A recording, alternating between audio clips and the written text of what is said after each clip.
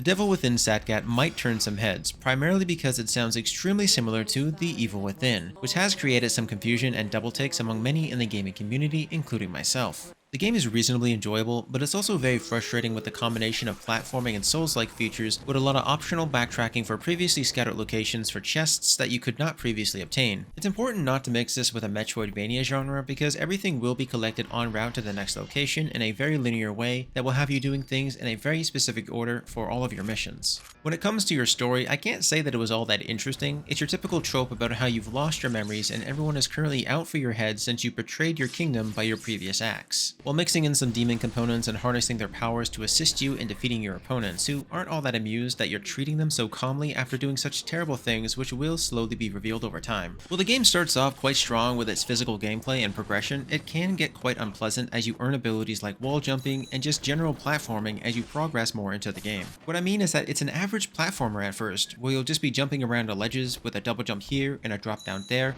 but once you unlock things like the wall jump and aerial dashes, it just doesn't feel responsive when used, especially on longer gaps. The closer they are, the better this feature works. However, most of the time, you'll be caught on the ledge and then fall back down numerous times, or you'll accidentally bounce off of a wall while trying the double jump upwards. The more I advanced through the game, after 2 hours, 4 hours, 6 hours, and finally 10, I couldn't see it getting any better. It genuinely felt like it was becoming increasingly drawn out and frustrating, and like I was wasting a lot of my time dealing with these unpolished controls. A feature that snaps you to the wall when necessary would be a fairly simple fix, possibly making open ledges less likely to create this issue, even if the simple solution would be to walk a few feet away before jumping. I feel like it would be a good quality of life to have. Backtracking for some extra content is a little difficult due to the save locations, so if you're about to use teleport while using the controller, you have to zoom in enough to hover the region when it is on top of another icon, and even then, it just doesn't have smooth controls. Perhaps having the controller features not automatically taking you to the nearest icon could fix this, and also allowing the player to move both the zoom feature and also the move feature together.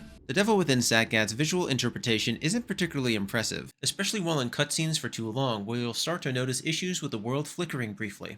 While the background bloom, rays of sunshine, shadows, and particle effects are often gorgeous and full of depth in a very low budget looking way, I can't say the same about the main character and NPCs. Because of the perspectives of the background combined with the very small player model when placed in specific zones, it feels like you're looking in on them as if they were all in a game being played inside of a dollhouse or even an ant farm. It doesn't really matter that much because the gameplay itself will drown everything out, but it was something that stood out to me for quite some time, especially throughout the underground zones. And the lack of cutscene animations really didn't help this case with how stiff everybody feels. The gameplay is the best selling point, even if it also remains rather unresponsive at times comparable to the platforming issues. You will discover that most of the monsters that you will encounter are fairly standard and uninteresting because you can basically stun lock them all as you deal with the elites primarily with parrying, which does appear to be the better counter skill instead of dodging through their abilities and taking damage at the end of it because you ran into another hitbox. They both function the same way, giving you the options of countering with 3 abilities, allowing you to combo different effects to spice up your visual gameplay when you hit that perfect counter, which will reward you for playing well. This works similarly to any other Souls-like. You'll be running around killing monsters, elites, and bosses until you gather enough essence to level up. When you level up, you'll be given factors to use in your tech tree, specifically for new combo effects, new skills, and choices, or simply bonus stats that will have you surviving longer and dealing more damage. While it's definitely really weird in an interesting way, this game uses a function that you would often see in a gacha game,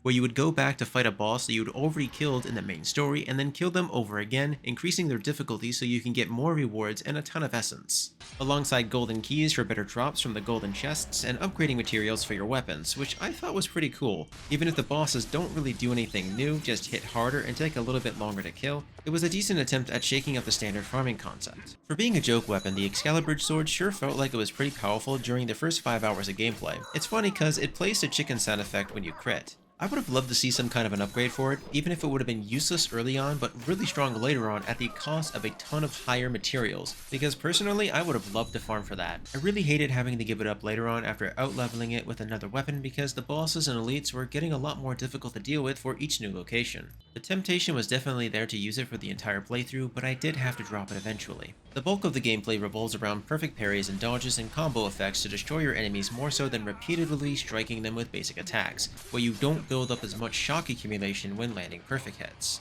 On one hand, I really enjoyed the gameplay up until halfway through. I'm completely fine with tuning out the visual viewpoints because the combat itself is quite enjoyable and decently polished, with a few minor bugs and stun lock issues with a few select monsters. But generally, the most concerning aspect of this game is the constant increasing frustration of the platforming parts. I don't mind platforming, especially with games like Ori and the Blind Forest, which can be frustrating at first, but also extremely rewarding when completed with your tight controls and correct use of talents. But as of right now, I don't really have a whole lot of drive to continue playing this game through fully because it's just getting more and more on my bad side. This still feels like it needs some improvements, only to help alleviate the issues that we've already discussed, which is primarily the platforming. The game has only recently left early access, and I'm hoping that they can set some more time aside to work them out to give it the quality of life that it needs.